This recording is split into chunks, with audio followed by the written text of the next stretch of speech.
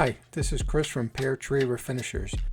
Today I'm removing thermofoil from doors, which is usually super easy. A hairdryer makes the thermofoil pliable, which makes it come off a lot easier and in one sheet usually. The first thing I do is to release the sides using a knife or my finger, just to open up the gap a little bit, which makes the thermofoil come off in one piece. I just heat it up a little bit and it starts to come right off. Once all the edges are done, I move on to the main body of the door. I heat up the profile area a little more, being I want the thermofoil to bend and not break. It is pretty brittle stuff and will break into a lot of small pieces, and this helps, as you can see.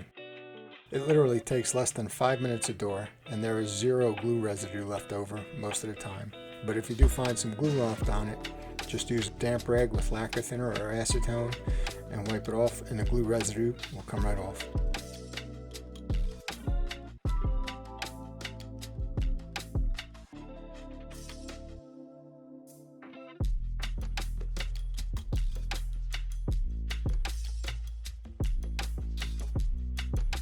If you have any questions, drop me a note here or send an email to me through my website or Facebook page.